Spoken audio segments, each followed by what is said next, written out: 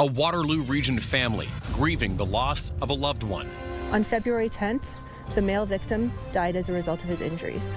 And the criminal charge that's now been filed in the case. Sloppy streets. Cities playing catch-up on cleanup in a winter that's been a true test. There was about a week there where there was a lot of heavy snowfalls, some up to about a foot snow. And so I totally would not expect it during that.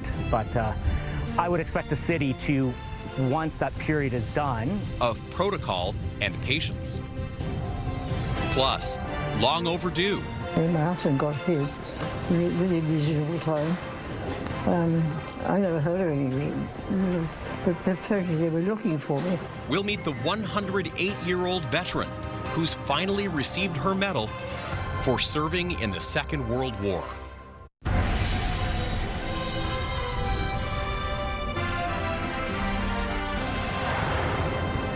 Good evening. A 62-year-old man has died in what his family calls a senseless act of violence.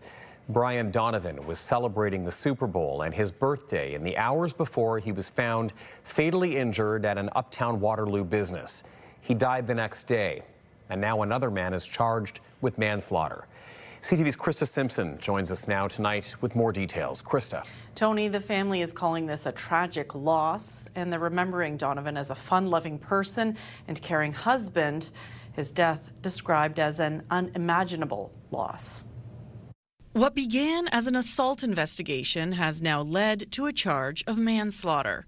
Waterloo Regional Police were called to a business on King Street North near Yonge Street West in Waterloo in the early hours of Monday morning. Upon arrival at the scene, officers located a male unconscious with a head injury. The male, a 62-year-old, was transported to local hospital with serious injuries.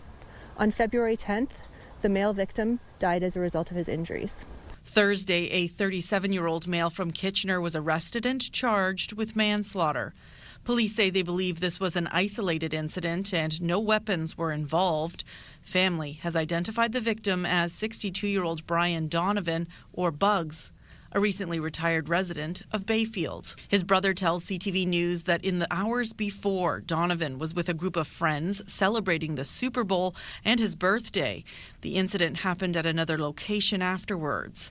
In a statement, the family calls Donovan's death a senseless act of violence, going on to say, as we grapple with this unimaginable loss, we choose to focus on the beautiful life Brian lived and the legacy of his many joys in life, cooking for friends on his smoker, playing with his dogs, and traveling with his wife Judy. They shared great times with their family and friends. We will cherish those lovely memories.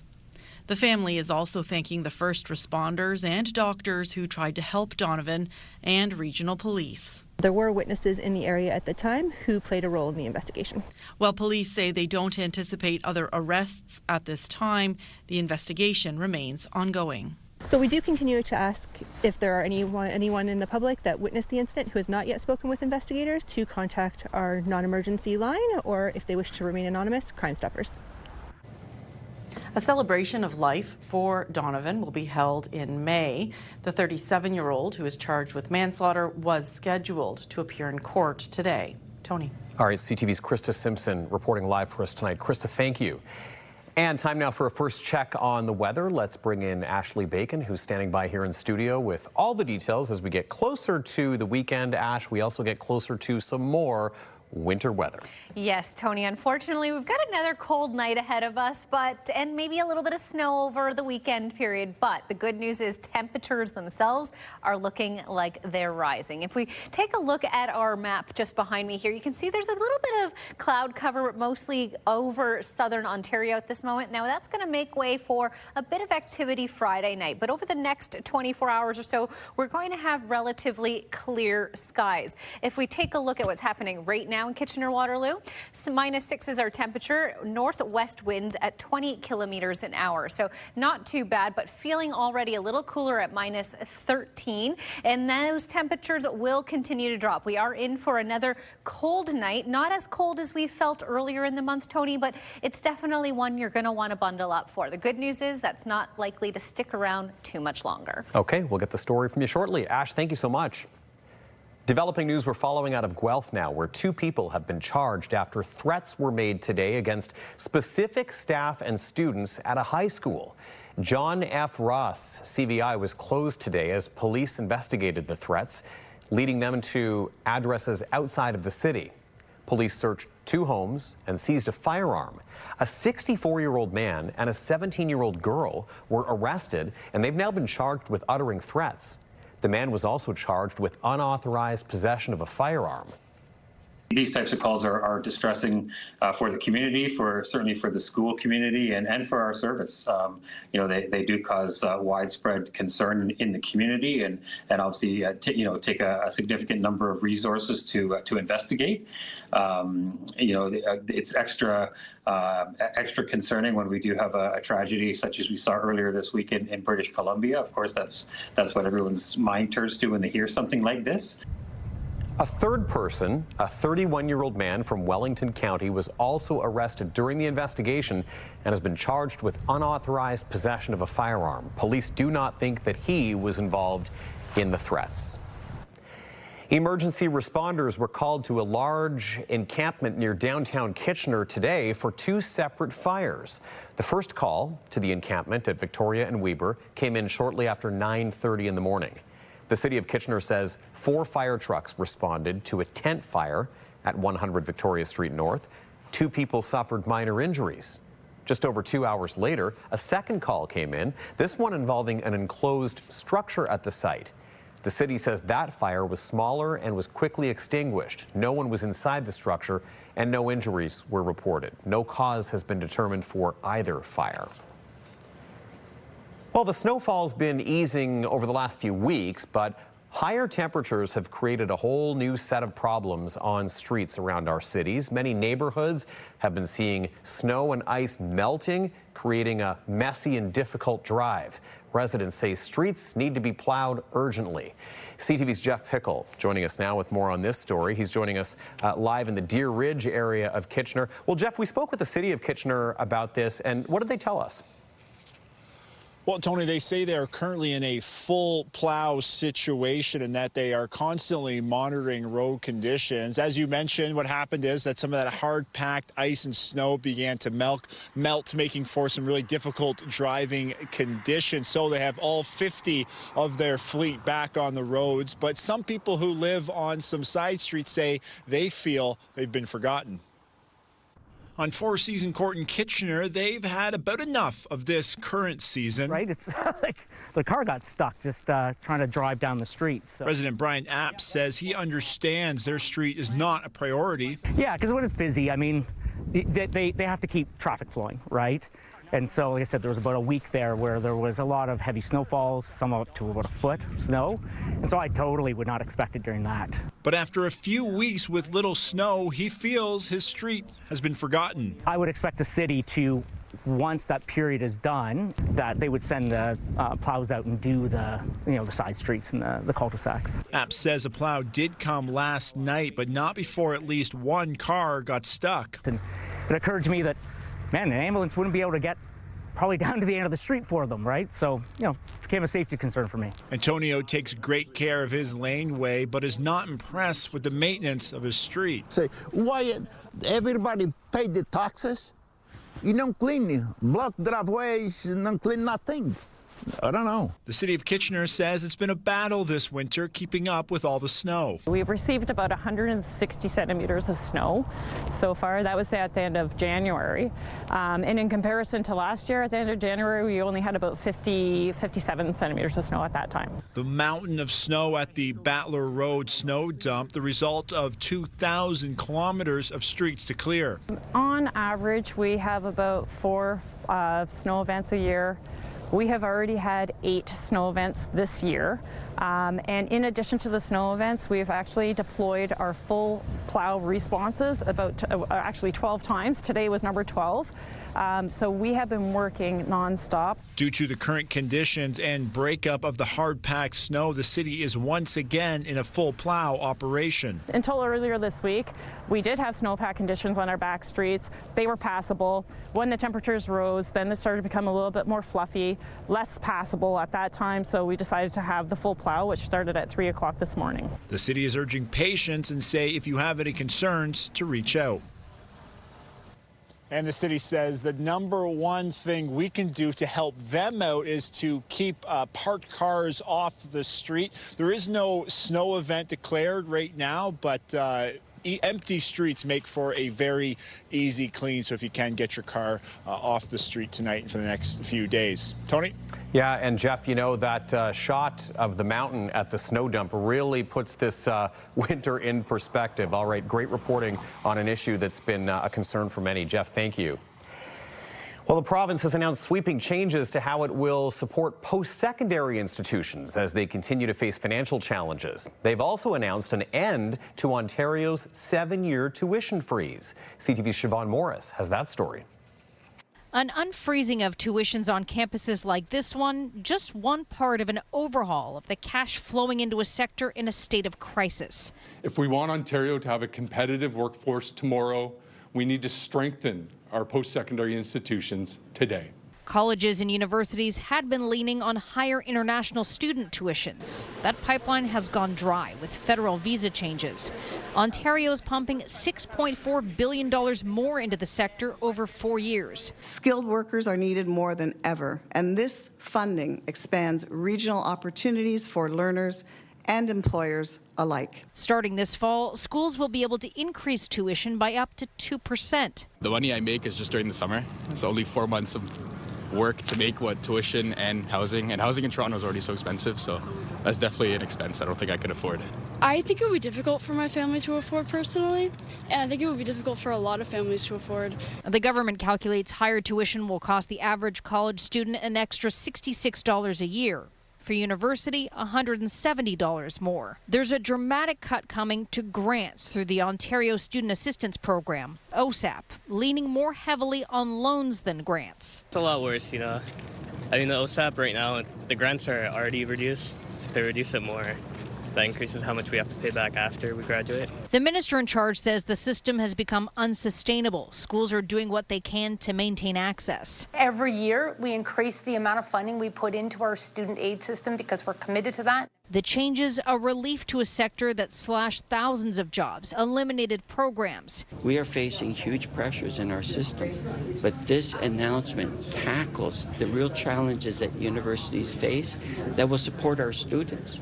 Critics say schools shouldn't have had to beg the government for this help. They set the fire and then they arrive, I won't say with a garden hose, but not what they need to put out the fire. And there is a word of warning. There are still more efficiencies that need to be found across the whole sector. That report from CTV's Siobhan Morris. We are learning more about the 8 victims of the Tumbler Ridge High School massacre. The youngest, just 11. Community members in Tumbler Ridge are agonizing over what could have been done to save them and say they're all grateful for the love coming from fellow Canadians. Here's CTV's Andrew Johnson. Fresh tears near Tumbler Ridge Secondary School, where there is a steady stream of mourners determined to pay their respects, including BC Premier David Eby, who arrived in town last night. And Rick Patterson, who's lived here since 1983 and is one of the many trying to navigate their grief. I think it's just a day-by-day and moment-by-moment thing. For Patterson, the hardest part is feeling like the community failed its most vulnerable. There was no protection there for them. They thought they were in a safe place, and I thought they were in a safe place. Once a safe place, Tumbler Ridge Secondary is now the scene of a murder investigation. Police say the suspect, 18-year-old Jesse Van Rootselaar, murdered one teacher, 39-year-old Shanda Evaguana Durand, and 5 students there, and injured 27 others before turning the gun on herself. Among the victims, 13-year-old Ezekiel Schofield, 12-year-old Abul Mawansa, whose family online called him a brave kid with a bright future. 12-year-old Zoe Benoit is being remembered as a resilient, vibrant, and caring little girl. Also among those killed, 12-year-old Tikara Lampert, who friends say was a loving, courageous, and humorous girl who leaves behind 7 siblings. Their classmate, 12-year-old Kylie Smith, who was the light of her family's life, was also killed at the school. I let her off. I let her go to school with her brother Ethan in the morning, and I soaked in that moment watching them walk in the door together for whatever reason, and I didn't know it would be the last time they'd go to school together. Police say before going to the school, Van Rutselaar killed her 39-year-old mother, Jennifer Jacobs, and 11-year-old stepbrother, Emmett Jacobs, at their family home. Community members say the love from Canadians across the country is helping them feel less alone during these dark days. I love this place, I love this town, and now I love Canada even more because of what you have given to us. She is not the only person we've heard that from. In the town, people tell us has long been known as The Rock. A great description today for the strength of this community. Andrew Johnson, CTV News, Tumbler Ridge, BC. 2 of the 27 people who were injured are still in the hospital, but there's a different kind of injury that comes with bearing witness. CTV's Kathy Lee spoke with several people who were there when the shots rang out.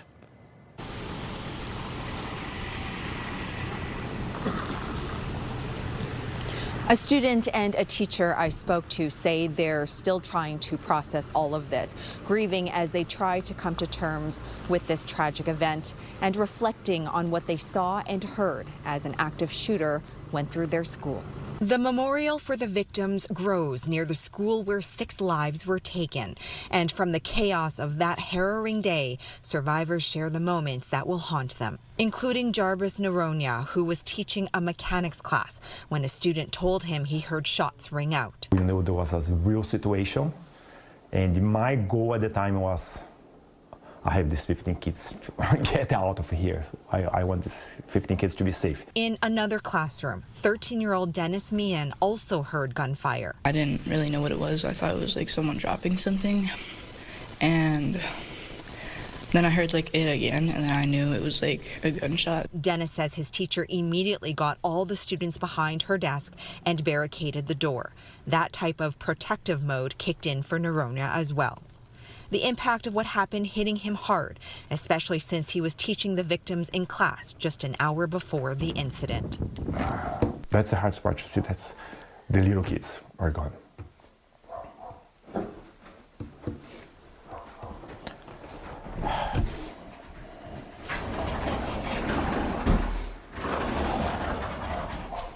As the community comes together to support one another, I asked Naronia, what is it that you guys need? And he said time. Time will help them heal.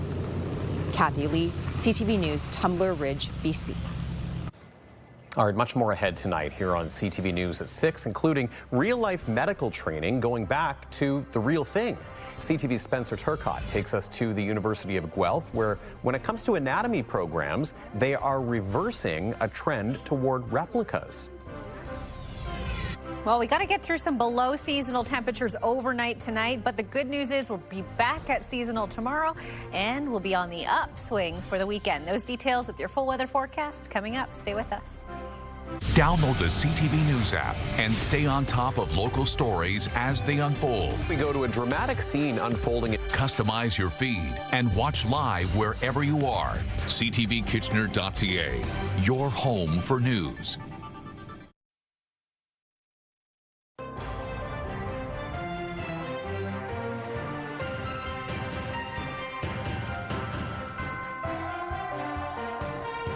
Testimonies underway at the sexual assault trial of Frank Stronach. The 93-year-old billionaire businessman is facing 12 charges. CTV's Mike Walker tells us about today's testimony.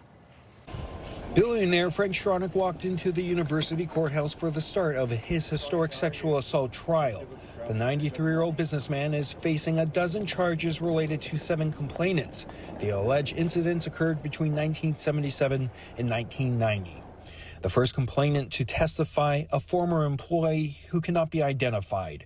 She told the court she had a birthday party at Stronach's downtown restaurant Rooney's with co-workers in 1981. She testified Stronach surprisingly showed up at their table with a bottle of champagne. She then told Stronach that she didn't drink, but the next thing she remembers is being on the dance floor with Stronach. He's got an arm wrapped around me and his other hand in my crotch. adding she felt discombobulated. I knew this was something I didn't want. It was something I hadn't consented to. She testified that Stronach then shoved her into a booth. The next thing she remembers is waking up lying on her back naked and seeing her face in a mirror on a ceiling with Stronach on top of her. I feel someone having sex with me and I realize that it's him and I'm just very confused. She testified she felt terrified. I realized I am being raped in that moment. The Crown asked, why is it in that moment you realize you're being raped? She replied, because I knew I hadn't consented to any of this. I would never have slept with an old man, particularly an old married man. She told the court Stronach let her go to the bathroom, and when looking out a window, she realized she was at a harborfront condo. I'm terrified and naked and don't know how I got there, adding that I was fearing for my life at that moment. She testified Stronach eventually drove her back to her car at Rooney's and was acting like they were just on a date. The judge-alone trial is expected to hear testimony from the 6 other complainants. Stronach has pleaded not guilty to the 12 charges. Mike Walker, CTV News. A London hockey team has been disbanded after reports that videos of players naked in the dressing room appeared on social media. CTV's Jerry Dewan has more. The president of Alliance Hockey has confirmed that a U15 team with the West London Minor Hockey Association has been disbanded. Larry Moreland says the team was dissolved after reports emerged indicating videos of naked players were taken in dressing room showers. Those reports allege the videos were posted on the social media platform Snapchat. The team plays out of the StarTech Community Center, but there's no word if that is where the alleged incident happened. 2 players were suspended and 3 coaches were handed an indefinite suspension pending a disciplinary hearing. West London Association President Tate Williamson posted on Facebook late Thursday afternoon saying they wouldn't comment further because the incident involves minors. The 2 suspended players will be subject to Hockey Canada's independent third-party process. In a statement, Hockey Canada Chief of Staff Jeremy Knight said the ITP does not investigate or adjudicate complaints, but it ensures that complaints are processed in a confidential, neutral, and procedurally fair manner. It continued, when a complaint has been accepted by the ITP, the Hockey Canada maltreatment complaint management policy enables the ITP to impose interim sanctions if deemed necessary. London Police also issued a statement saying the London Police Service is aware of a post circulating on social media involving a local boys hockey team. As the post relates to an ongoing investigation, there's no further information appropriate for release at this time. Moreland also noted that Hockey Canada has what is called the Rule of 2 policy, which stipulates that 2 screened adults must monitor the room or be immediately outside a propped open door. Hockey Canada policy also stipulates that no cell phones or cameras are allowed in dressing rooms. Jerry Dewan, CTV News. Canadian medical schools have cut back on basic anatomy training. Some programs have removed in-lab dissection entirely, and experts worry it could have serious effects across the field. But as CTV's Spencer Turcott tells us, a new program at the University of Guelph is putting an emphasis on dissection.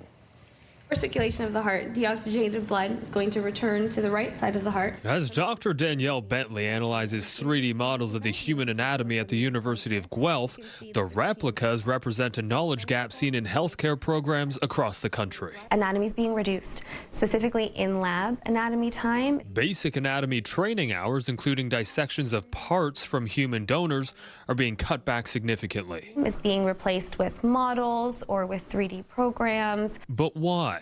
Ian Scagnetti, the body donation coordinator at U of G, has a hunch. It is a resource costly way to teach, but it's also an irreplaceable way to teach. Only about 1 in 4 medical programs have students leading their own dissections with cadavers. Dr. Bentley says the disadvantages are huge.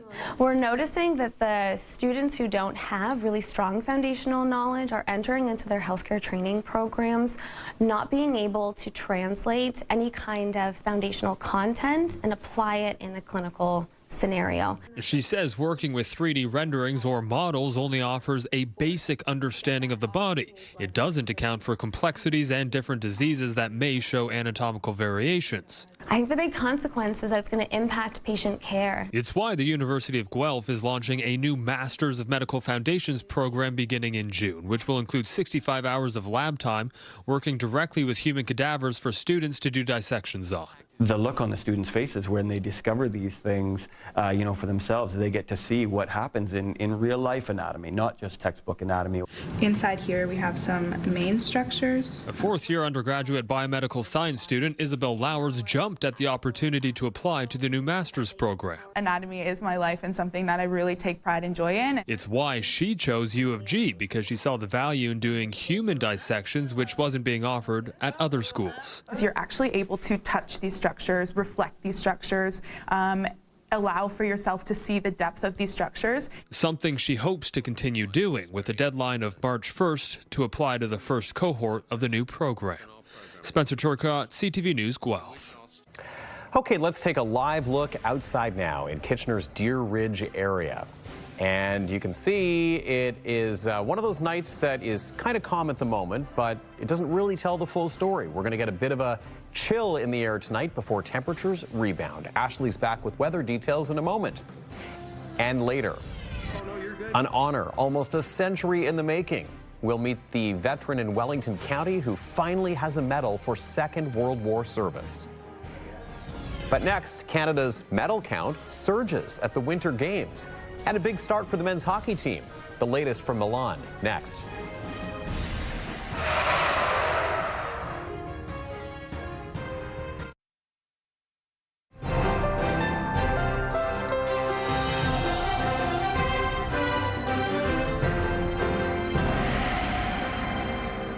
All right, time to get into our almost weekend forecast. I can't believe we've already made it to Thursday. It feels like the week's kind of just slipped by. The week has flown by. It's been a good week. It's been a busy week, and I think that we haven't had time to stop and think about how slowly it's going by. Accurate, true. And the nice thing is, Tony, it has been a relatively good week weather-wise. It has.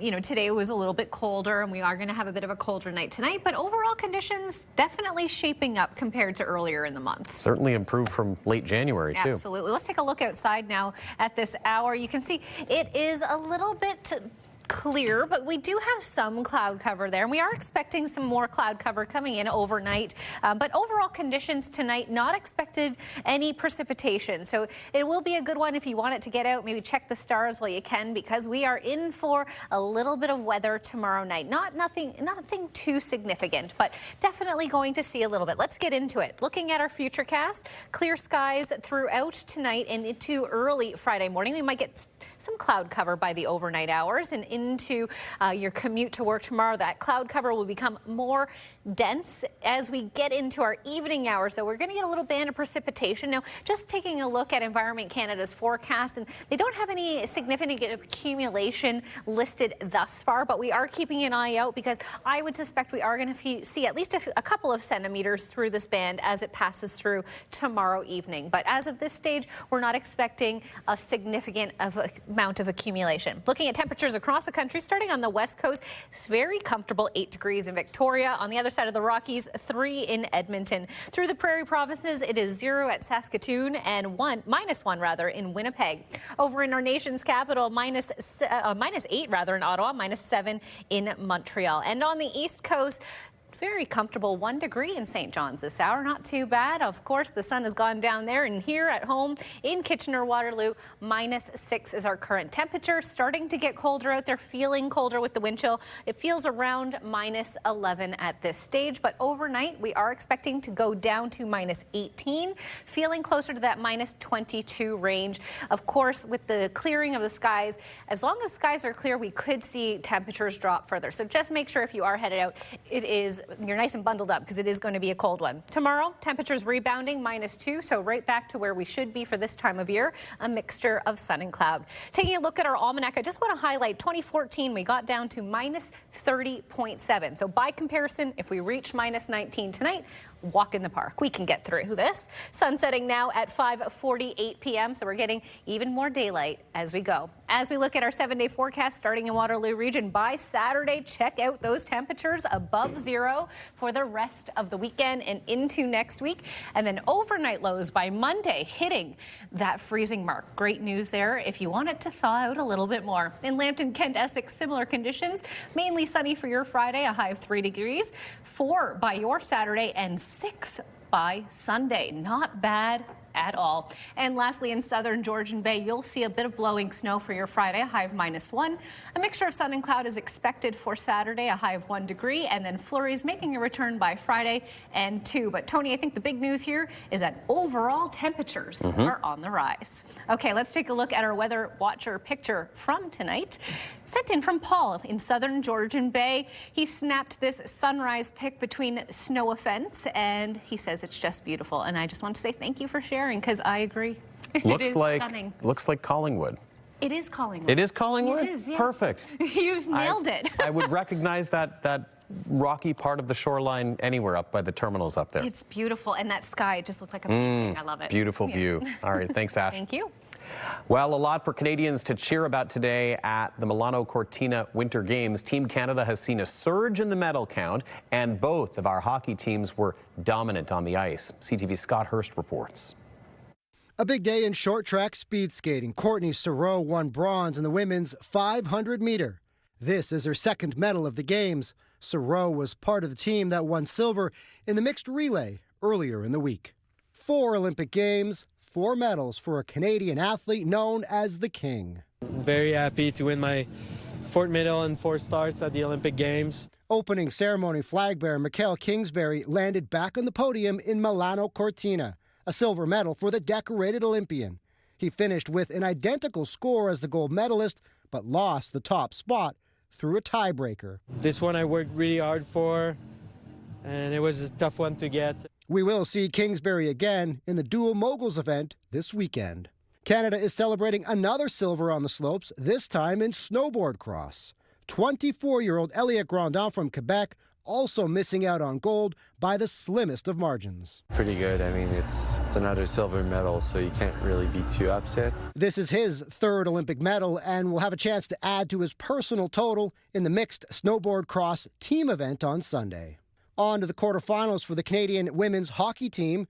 The women beat Finland today 5-0 to close out their preliminary round with a record of 3-1. On the men's side, it was a relatively easy start to their Olympic program. The Canadian men won their opening match against Czechia 5-0. This is the first time we're seeing NHL players at the Olympic Games since Sochi 2014. The women's hockey team will begin the knockout round on Saturday. They'll face Germany in the quarterfinals. The men will be back on the ice tomorrow against Switzerland. Scott Hurst, CTV News, Toronto. It's been a great snowmobiling season, but sadly, there have also been more deaths out on the system. We will check in with CTV's Scott Miller about the timely messages being shared about the trails in a season that's nowhere near over.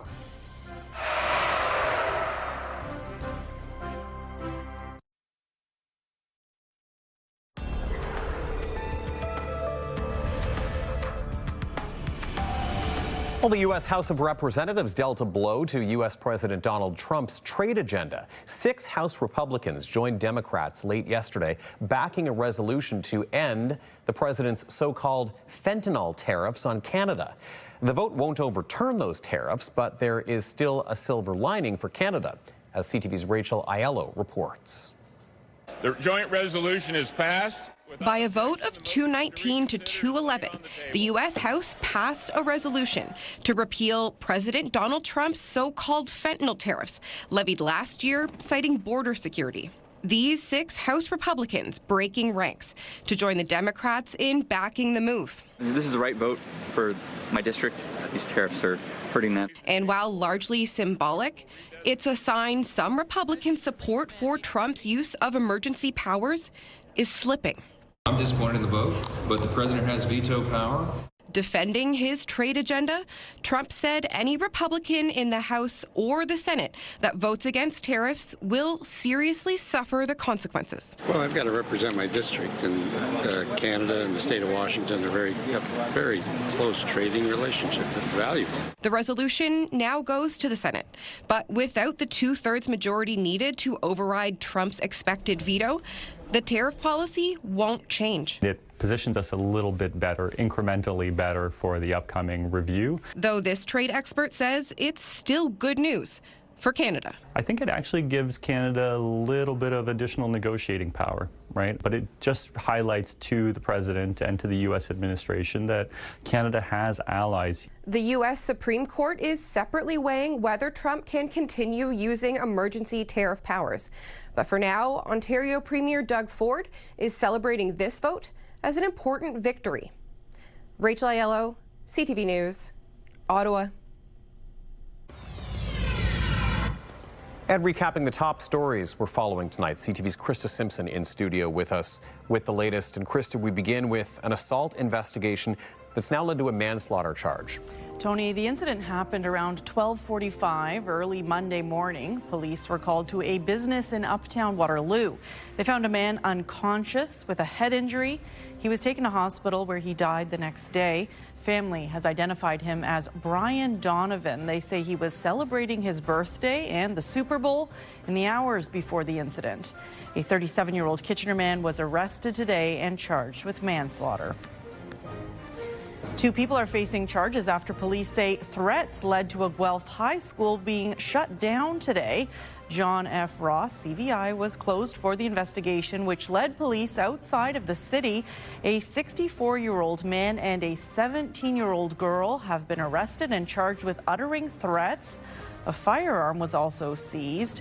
A post on the school website says the school will be open tomorrow and there will be extra supports for students, as well as an increased police presence as an added precaution. And Krista, looking at what our digital team's been working on, an update on an investigation into a tobacco manufacturing facility in 6 nations. Tony, police say they believed the facility was being run by people who are not Indigenous and part of a criminal network. Last May, police seized thousands of pounds of contraband tobacco and illicit cannabis. Now, 8 people have been arrested and are facing a slew of charges as a result of the police investigation.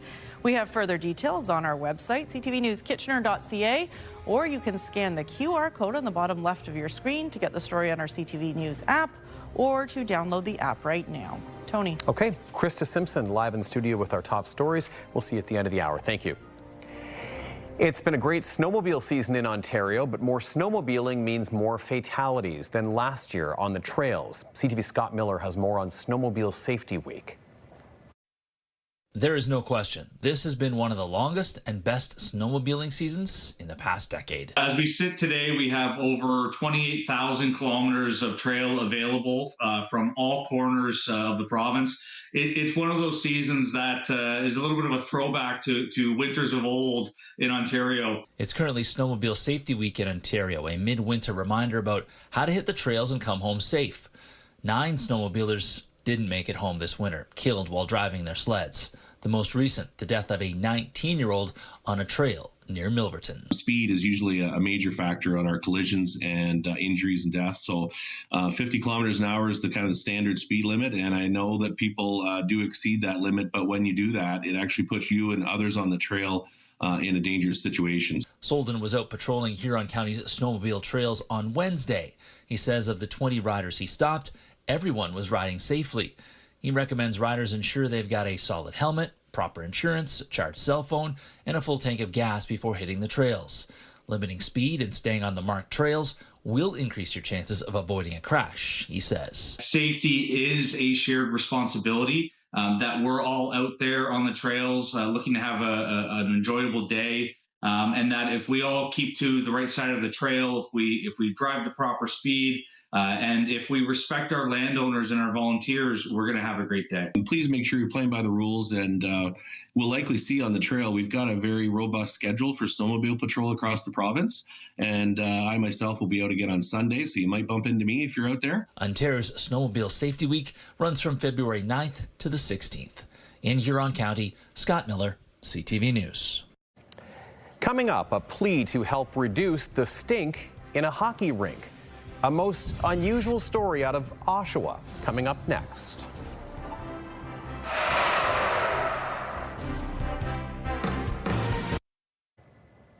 It's not unusual for sports fans to think that their team stinks, but in Oshawa, it seems to be the other way around. CTV's Allison Hurst explains. And the Generals will get their The Oshawa Generals junior hockey team is last in the division, but it seems fans have something else to complain about. Oh, that was horrible. I can't believe that people don't shower when they go to the game. A letter was sent to Gens Nation on Tuesday saying, in part, we kindly ask for your cooperation with a few simple hygiene practices. And among other requests was one that if you went to the gym or did something that produced body odor, please shower before attending the game. In Lisa Morin's 43 years as a season ticket holder, she's never gotten a letter like it. People need to be clean when they go to the game. They did what they had to do. CTV News reached out to the Oshawa Generals but did not hear back. The letter came from Jason Hickman, Director of Ticket Sales and Service. He told DurhamRegion.com in a phone interview, I got a lot of people complaining about the person next to them smelling like cat pee, bad breath, this and that, and everything else. I appreciate it, right? Because I'm not going to mention it to someone that's beside me that they stink. I'd feel rude, right? So I'm glad they're taking the initiative. Many, though, are baffled a team even had to make this request. I think everyone should wear their deodorant, but I think it's a little crazy. It's a little weird, I guess. A little surprising that the sports team would say that. I'd be pretty confused if I got a letter telling me to take a shower before I went to a game, honestly. Late this afternoon, the team posted an apology to social media saying, hey, Gens Nation, we took a penalty on that last one. It's not our place to overstep like we did. We are sorry, and hopefully we can wash this one off. Allison Hurst, CTV News. All right, well, more news in just a moment. First, let's check in with Ashley. Well, you're going to need your gloves, hats, mitts, scarves, all the works, but also your sunglasses tomorrow. Those details coming up. Stay with us. Okay, start your night off with E-Talk at 7, followed by The Big Bang Theory. Then at 8, Next Level Chef. Cap your night off with back-to-back Sullivan's Crossings at 9 and 10.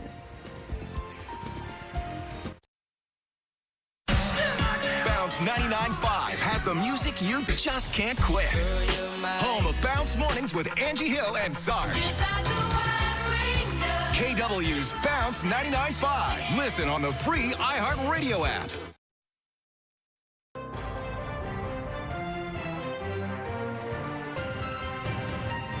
Okay, we're going to check in with Krista Simpson one more time, who is back here tonight with your next CTV News at 11:30. Krista.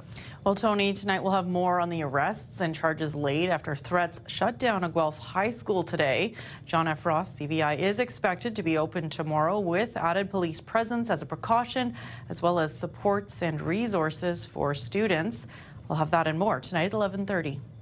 Okay, Krista, thank you so much. And Ashley, our Friday morning TGIF wake-up weather. We're going to get through a cold night first. We do. We have a little bit of a cold night, but not nearly as cold as we've experienced already this winter. So we're already seasoned pros. Just make sure you dress for the part. Let's take a look at what we're waking up to. You can see it is going to be relatively sunny by 8 a.m. and continue that way through most of the day. We aren't going to start seeing those flurries come through until the evening hours on our commute home. So first thing in the morning, shouldn't be too bad, just a little bit cold. Tony. All right, good to know. We are warned. And finally for us tonight, the story of a Wellington County woman who just might be the oldest person ever to receive the 1939 to 1945 War Medal. Now, that's given to people who served in the war effort, of course, during the Second World War. Joan Fuller is now 108 years old, and thanks to the Canadian historian, she now finally received formal recognition for her service. CTV's Colton Weens has the story.